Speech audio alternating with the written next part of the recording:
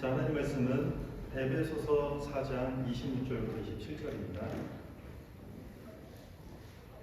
신약 성경 에베소서 4장 26절부터 27절입니다.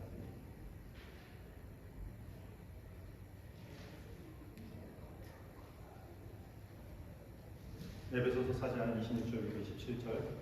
길지 않으니까 두 절 우리 다 같이 합독하겠습니다. 시작. 분을 내어도 죄를 짓지 말며 해가 지도록 꿈을 꾸지 말라. 마귀에게 힘을 주지 말라. 아멘. 저희는 7주 동안 7대 죄악이라는 주제로 우리 말씀을 나누고 있는데, 첫째 시간은 교만, 지난주는 우리 시기였고 오늘은 분노에 대해서 우리 함께 나누도록 하겠습니다. 분노는 상처받은 사람들의 반응입니다. 어떤 모욕감을 받거나 마음에 심한 상처를 받는 사람들의 반응을 분노라고 할 수 있습니다. 우리는 공격받고 상처받을 때 분노하게 됩니다. 누군가로부터 무시당하거나 아니면 모욕당했다고 우리가 생각될 때 그 분노는 더욱더 심해지기 마련입니다. 초대교회 교부인 어거스트는 분노란 복수하려는 주체할 수 없는 욕구라고 정의했습니다. 복수하려고 하는 주체할 수 없는 욕구를 분노라고 정의했습니다. 분노는 자신을 공격한 상대에게 어떠한 해를 가하겠다라는 의지를 수반하고 있는 것이 분노라고 할 수 있습니다. 분노하면 사람이 이성을 잃는다라고 우리 흔히들 이렇게 얘기합니다.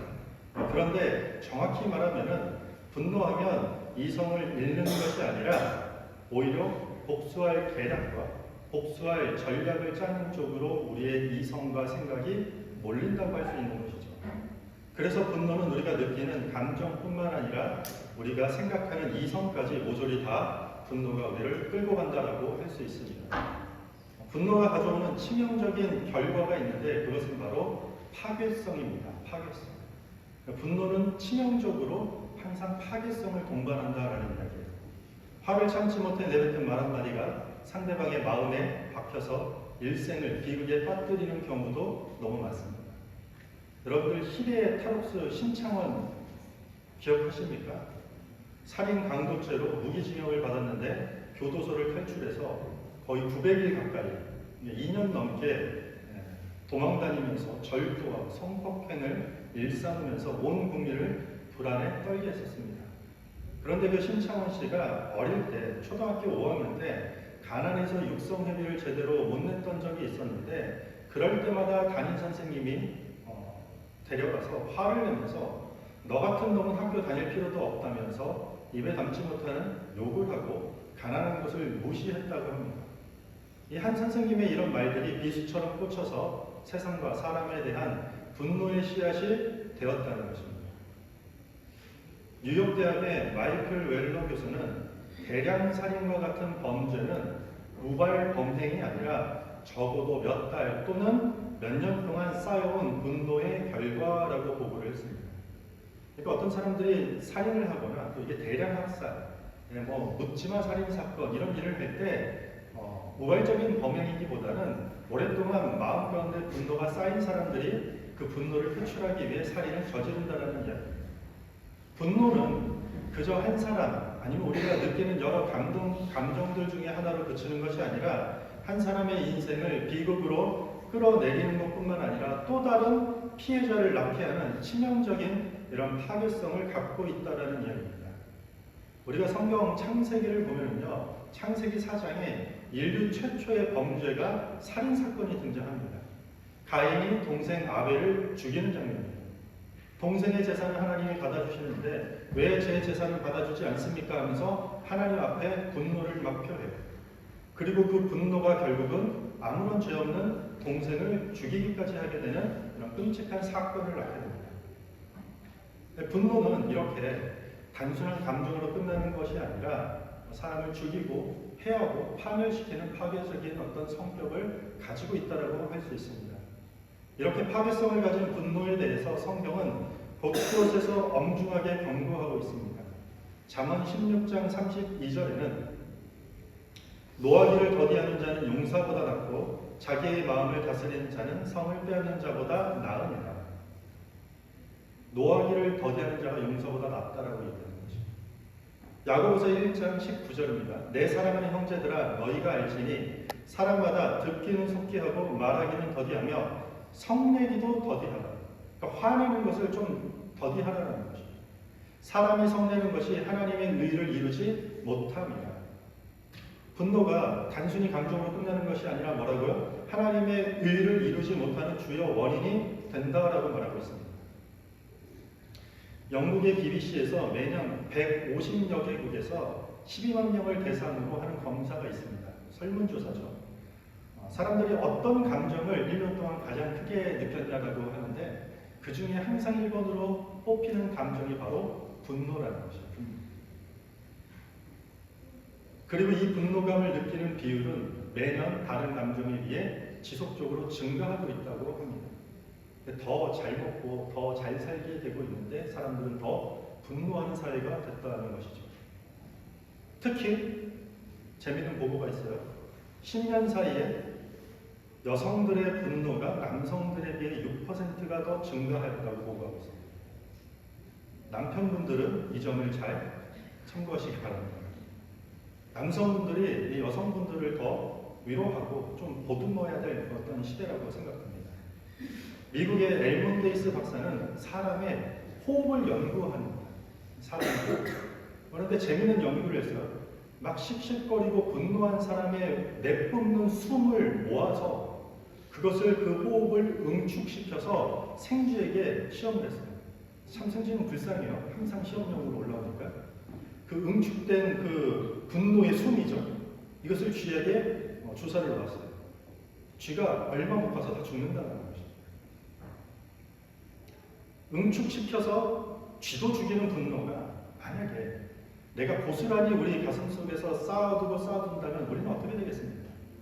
실제로 모든 질병의 60%, 많게는 80%가 다 심리적인 요인이라고 합니다. 궤양 있잖아요, 여러분들. 다양한 궤양이 있죠. 궤양의 97%의 원인은 다 분노예요. 그러니까 여러분들 분노 많이 하면 다 궤양으로 고생할 수 있다는 것입니다. 분노는 우리의 어떤 마음뿐만 아니라 몸까지 파괴시킨다고 할 수 있습니다.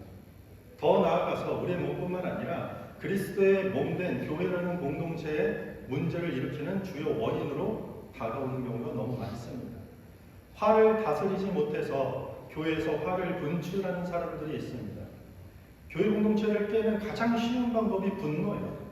그냥 몇 명이 분노하면요, 그냥 그 집단은 그냥 깨지게 마련이라는 거예요.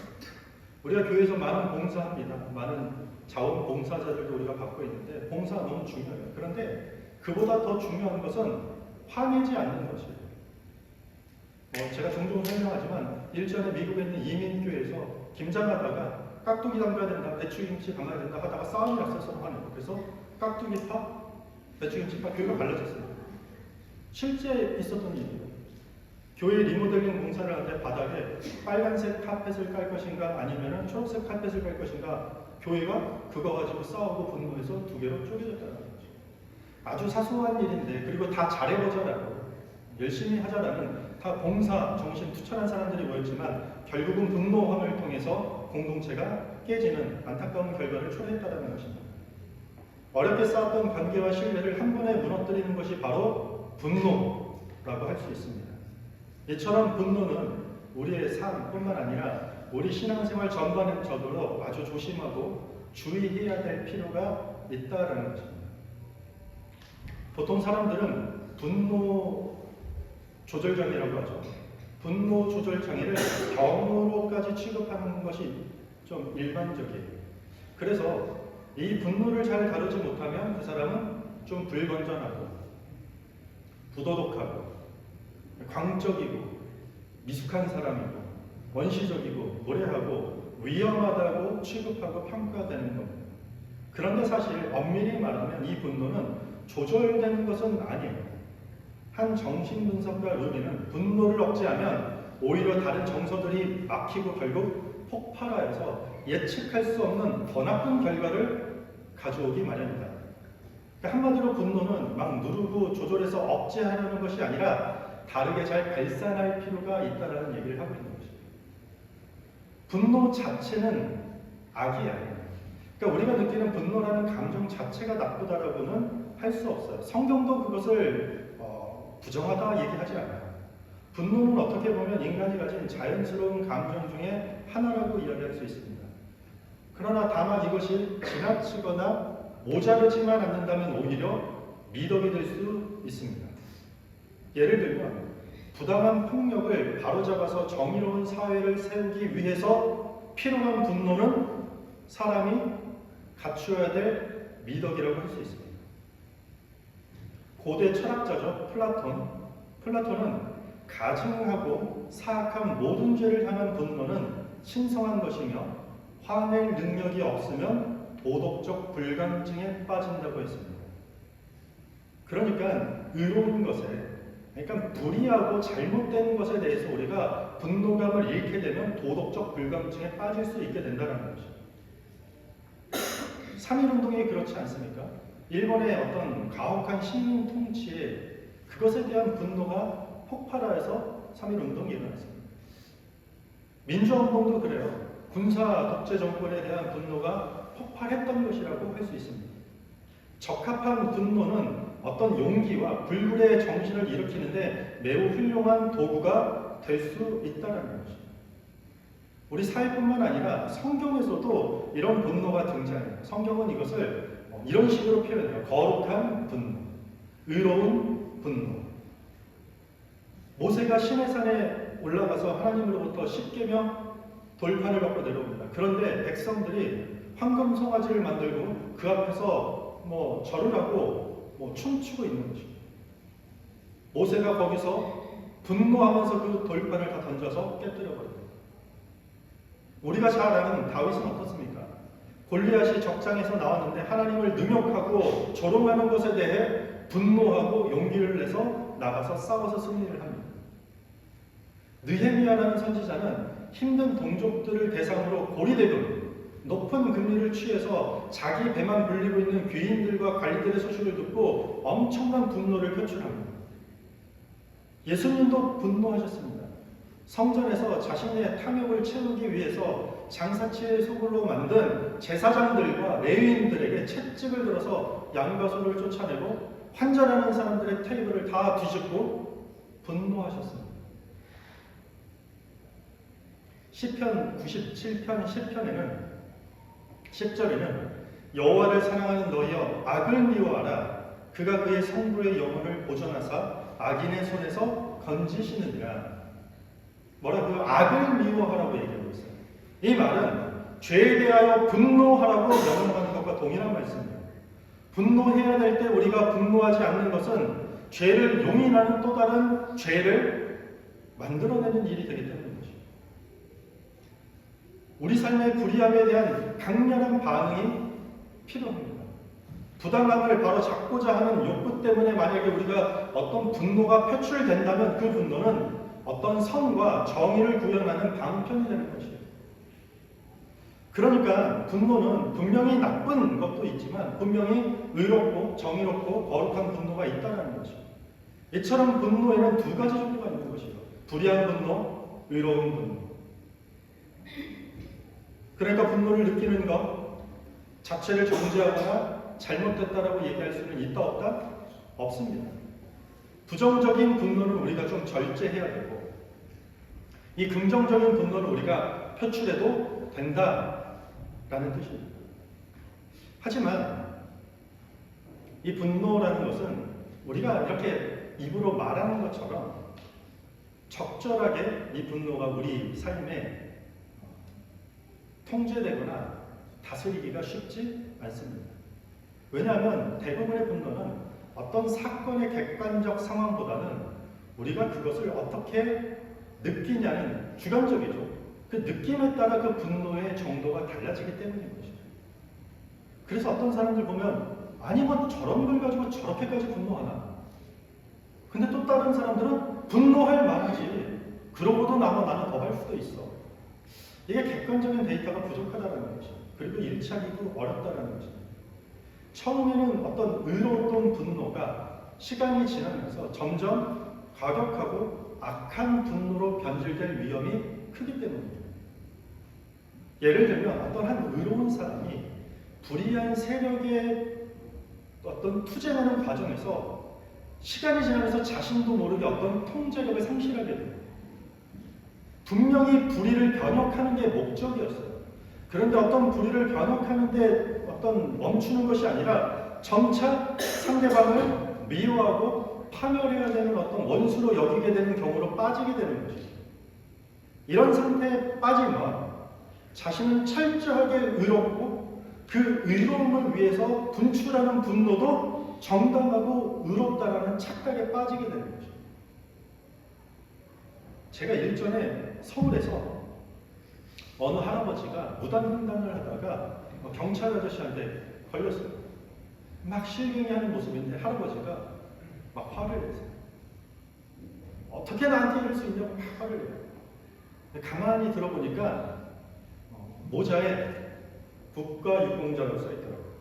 배지를 다시. 국가유공자한테 어떻게 이럴 수가 있냐고 막 소리를 지르고. 어떤 믿는 사람들 중에서는요, 더 나아가서 하나님도 불의한 것과 투쟁하는 내 편에 계시다고 믿기 때문에 도를 넘어서 과격한 분노를 행사해도 된다고, 그 분노에 하나님이 도와주실 거라는 착각을 하는 사람도 종종 있다는 거죠. 이만큼 출발은 의로움으로 시작했으나 중간에 정확히 매길 수 없는 어떤 시점에서는 어느 순간 내가 누군가를 비방하고 있고 시기하고 있고 내 의로움에 사로잡힌 착각이 누군가에게 대한 무례함으로 변질되는 경우를 경험할 수 있게 된다는 거죠. 이처럼 분노를 잘 다스린다는 것은 말처럼 쉽지 않다라는 것입니다. 우리가 올림픽이나 이런 스포츠 경기를 보면요, 예를 들면 창던지기 같은 경기를 보면 투포와 이런 거 보면 선수들이 짧은 시간 안에 자기가 가지고 있는 에너지를 폭발적으로 쏟아내야 돼요. 그래서 던지기 전에 하는 행동이 뭐죠? 괴성을 지르면서 포효하는 모습을 볼 수 있습니다. 기압을 넣는 어떤 심리적 이유가 아니에요. 아드레날린을 분비하기 위해서 한다고 합니다. 그래서 이게 그냥 성격이 좀 자신감을 위해서 하는 게 아니라 실제 인체의 아드레날린을 분비하는데 효과가 있다는 거죠. 샤우팅 효과가 있습니다. 소리를 크게 지르면 이 뇌가 자극을 받아서 몸에 아드레날린이 분비된다는 거죠. 실제로 신체 기능과 근력을 일시적으로 높여주는 효과가 여기서 일어난다고 합니다. 그래서 우리가 운동할 때 막 화이팅 외치고 이렇게 하는 거 있잖아요. 새해 막 가족들끼리 화이팅 외치고 이런 게 정말 아드레날린을 더 분비시켜서 뭔가 우리 신체뿐만 아니라 정신의 집중력을 높이는데, 판단력을 높이는데 도움이 된다는 거죠. 그런데 이 아드레날린은 분노에 의해서도 똑같이 분비가 된다고 합니다.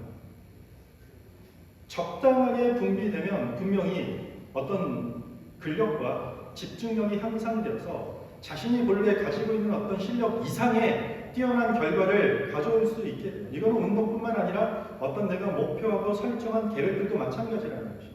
하지만 이것이 과잉 분비가 되면, 지나치게 많이 나오면 이성을 잃게 되고 사람이 폭주하게 되고 뭐가 뭔지 알 수 없게 되는 것이죠. 지나치게 흥분했기 때문에 통제 불가능한 사람이 된다는 것이죠. 제가 무슨 말을 하려고 이런 말씀을 드리냐면, 이 아드레날린이 분비되는 이 분노는 우리에게 너무 익숙한 감정과 마음의 상태라는 것이죠. 모든 사람들이 이야기하길 우리가 분노가 차오르는 이 과정 가운데 이게 갑자기 분노는 특별한 감정이 아니라 우리가 기분 좋을 때, 뭔가 열심히 할 때, 최선을 다할 때, 어떤 스포츠에서 경기를 하기 앞두고 우리가 도전하고 마음을 다질 때 올라오는 아드레날린과 비슷한 감정 상태라는 것입니다.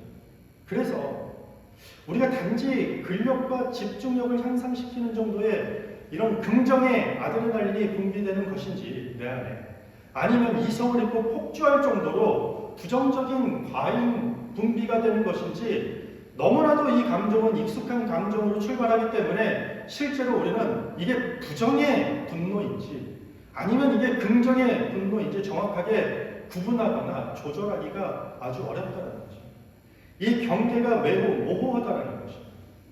말은 할 수 있어요. 여러분들 불의한 일에 너무 부정한 일을 위해서 너무 분노하지 마세요. 의로운 일들을 위해서 여러분들 분노하세요. 이 문장, 이 센텐스는 너무 간단하고 쉽지만 실제로 우리 생활에 들어오면 이 간격이 어렵다는 거죠.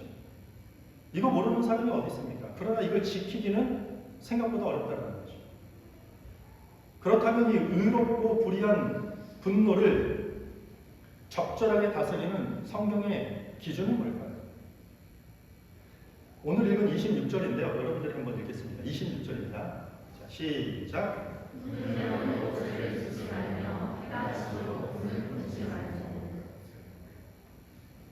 분을 내어도 죄를 짓지 말라고 얘기하고 있습니다. 이 말은 성경은 분을 내지 말라고 하지 않아요. 분 내는 걸 조심하고 더디하라고 하는데 분을 내지 말라고 안 해요. 분을 낼 수 있다는 것이죠. 그런데 죄는 짓지 말라고 말하는 것이죠. 저 사람이 나를 무례하게 했다는 이유로 분노할 수는 있다. 그런데 그 정당한 분노를 표출하면서 또 다른 죄를 짓는 것은 안 된다는 거죠. 그러니까 성경은 지금 어디서 우리에게 재동잔치를 걸어오냐면 분노로 인해서 죄를 짓는 데까지 넘어가는 것을 경계하라고 얘기하고 있는 거죠. 아니요, 주먹으로 길 가다가 한 대 맞아본 적 있으세요? 저는 가만히 친구 기다리다가 누가 배를 퍽 하고 치는데 술 취한 사람이 그냥 홧김에 제 배를 때린 거예요. 물론 아프진 않았지만 순간 얼마나 분노가 차오르든지 눈에 보이는 게 없더라고요. 20대 중간에 막 성질을 내고 막 친구들이 말리고 분노 당연한 거예요. 여러분들 갑작스럽게 하는데 마른 하늘에 날벼락이 떨어지는 소리를 듣거나 그럼 그냥 밑도 끝도 없는 어떤 소문들을 만들어내는 내가 도마 위에 올라와요. 얼마나 분노하게 되는 거예요. 성경은 그것 자체를 금하는 것이 아니라 그런 감정을 느낄지라도 그때 죄를 짓는 단계까지는 가지 말라고 말하고 있는 거죠. 내 분노가 거기까지 가면 안 된다는 거죠. 왜냐하면 우리는요, 보통 분노할 때, 화가 날 때 나를 분노하게 된 그 사건과 그 내용에 집중하기 마련입니다. 어떻게 이럴 수 있어? 이게 말이 안 돼? 오목조목 따져서 어때요? 이건 분노할 만해. 그리고 당신은 내 분노를 받아들일 만해 라는 결정을 한다는 거죠. 일어난 사건, 나를 분노하게 만든 그 일어난 사건에 너무 집중하다 보니까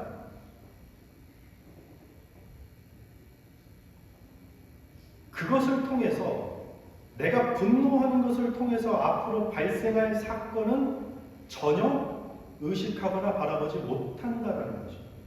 일단 이게 되면은 더 이상 제동잔치 없는 브레이크 없는 분노에 그냥 내 몸을 실어버리는 것이죠. 그때부터 마구마구 달리는 사람이 되는 것이죠. 내 분노가 앞으로 발생시킬 사건을 다 놓치게 된다는 것이죠. 분노를 하더라도 죄를 짓지 말라는 이 말씀은 분노할 수밖에 없는 일이었지만 앞으로는 그걸로 발생될 죄악을 조심하라는 것이에요. 그러니까 쉽게 말하면 일어난 사건보다 앞으로 일어날 사건을 주시하라는 것이에요. 근데 우리는 뒤에 일어나는 것은 어디에 맡겨요, 몸을? 분노의 열차에 그냥 몸을 실어요. 분노할 만한 그때부터는 막 달려요. 누구도 못 가요. 그렇다면 우리가 분노할 때, 화가 날 때 일어난 사건에만 갇히게 되는 것을 조심하라고 말하는 거죠. 화가 날 수밖에 없는 원인에 집중한 후에 내가 화가 날 만하다고 판단되면 그 뒤로는 그 분노가 나를 어디로 끌고 가는지 상관없이 그냥 자연스럽게 자신을 맡기면 된다, 안 된다? 안 된다는 거죠. 그게 아무리 억울하고 원통하고 자연스러운 분노라는 감정이라 할지라도 그 일로 인해서 다시 내가 누군가를 정죄하거나 다시 내가 누구를 미워하고 시기하고 다툼의 관계로 어떤 공동체나 관계를 파괴하는 이 죄로 번지지 않도록 반드시 경계하라고 말하는 거죠. 뿐만 아니라 오늘 보면은 해가 지도록 그 분을 품지 말라라고 했어요. 해가 지도록 분을 품지 말라. 저 북극에 사는 사람들은 1년에 3분의 1이 백양대, 그러면 계속 3분의 1은 돈을 품어도 됩니까? 추석에 이런 글이 나와 있더라고요. 누가 그런 식인데 그런 질문 아니죠.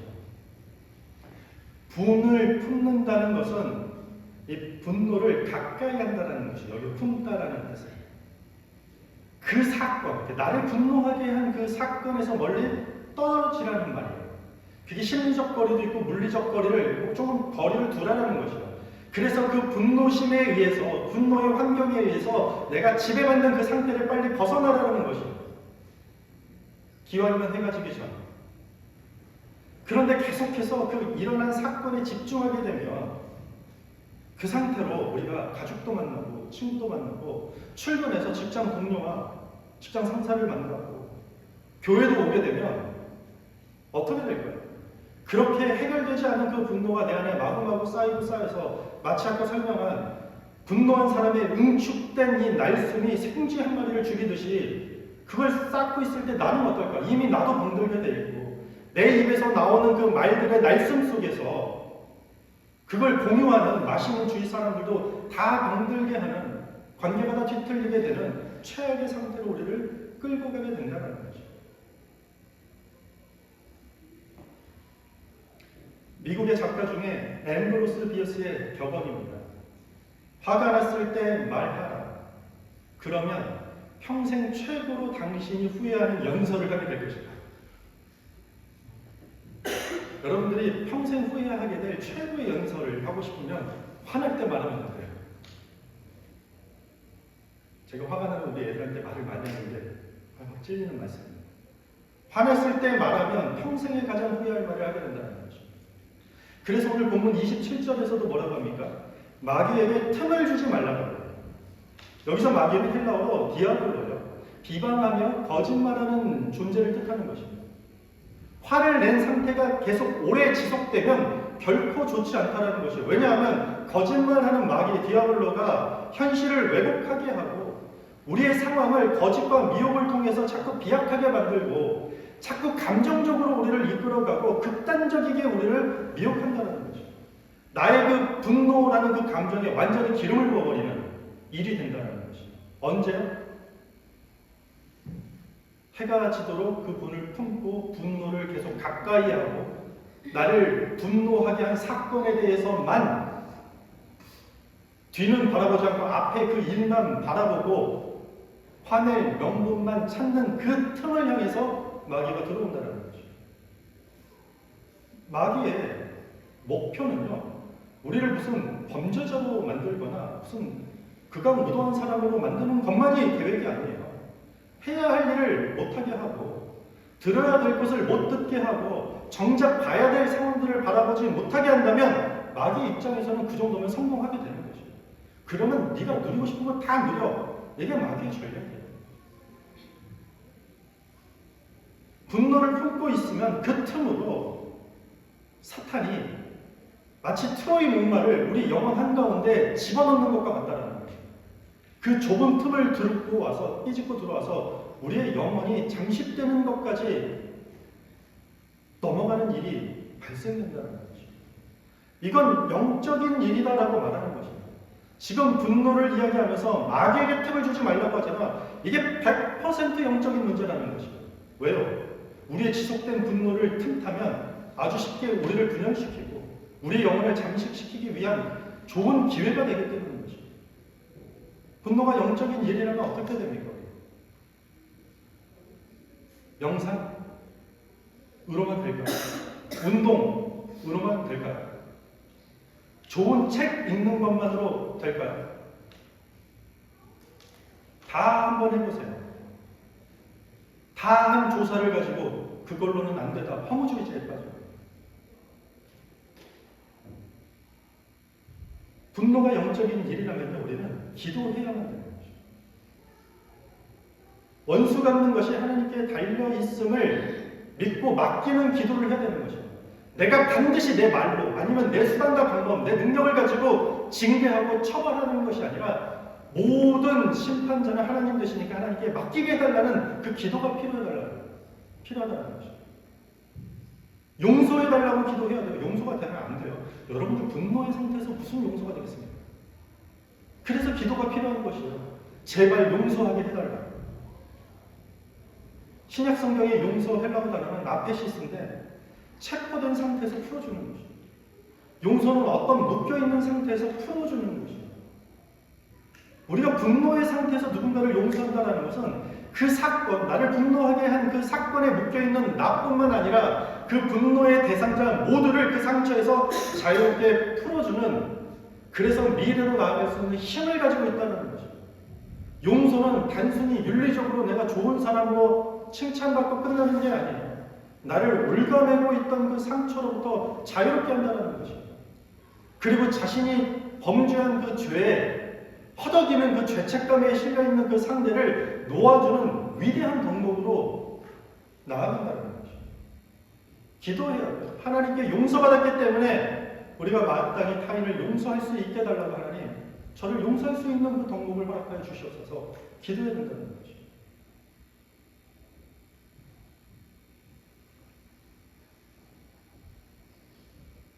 분노할 때, 여러분들이 분노될 때 이성적인 판단하기가 어렵습니다. 차근차근 이 다음 단계를 생각한다는 것은 참 어려운 일입니다. 그래서 우리가 할 수 있는 것은 기도밖에 없다는 것입니다. 하나님 살려주세요.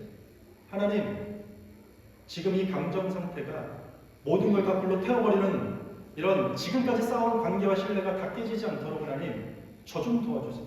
제 마음을 붙잡아 주세요. 여러분들 이런 상태에서 기도해 보신 분들은 다 100% 경험이 있을 것입니다. 그 사람이 갑자기 바뀌었던지 아니면 내 마음이 바뀌어요. 갑자기 지나고 밥 먹고 돌아섰는데 뭔가 침착해진 내 마음을 발견한다는 거죠. 우리 힘으로 분노를 완벽하게 조절한다는 것은 불가능하기 때문입니다. 이처럼 분노는 우리가 신앙생활하면서 아주 조심해야 해요. 나를 파괴하는 것뿐만 아니라 나와 관계된 가까운 사람들 모두를 파괴할 수 있을 만큼의 위력을 갖고 있기 때문에 우리는 이 분노로부터 주의할 필요가 있다는 거죠. 죄로 넘어가지 않고 이 일이 발생된 이유, 사건에만 집중하는 것이 아니라 이 분노가 다음에 나를 어디로 끌고 갈지 반드시 바라봐야 돼요. 그리고 가능하면 해가 지기 전까지 이 분을 품지 않는다는 것입니다. 그 분노하게 되는 사건, 나를 분노하게 하는 사람들과 거리를 둘 필요가 있다는 것입니다. 왜죠?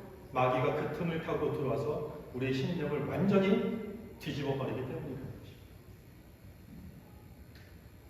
여러분들은 보통 무엇에 분노하는 경우가 많습니까? 최근에 막 분노하신 적이 있습니까? 내 자존심을 건들면 조금도 용납하지 못해서 분노하고 계십니까? 해가 지기 전까지 여러분들 그 분을 품지 않기를 바랍니다. 만약에 여러분들이 정말 분을 품을 만큼 마음이 상하고 애통하는 일이 있었다면 반드시 그 분노가 나를 어디로 끌고 가고 있는지 생각해 볼 필요가 분명히 있습니다. 그 분노가 또 다른 어떤 죄악의 자리로 우리를 끌고 가지 않도록 하나님 앞에 그 순간에 기도하시기 바랍니다. 서로 돌보고 섬기고 그런 희생정신이 사라진 세상을 보며 여러분들 분노하십니까?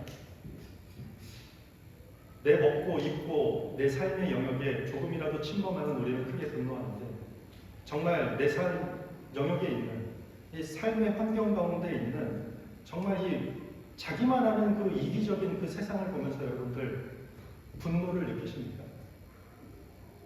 왜곡된 교회, 어쩌다 기독교 크리스찬들이 다 뒤틀려져서 교회가 교회다움이 사라지고 그리스도인들의 그리스도인다움이 사라진 이 시대를 보면서 여러분들 분노하십니까? 아니면 정죄하십니까? 불필요하고 이기적이고 파괴적인 분노를 다 떨쳐내시길 바랍니다.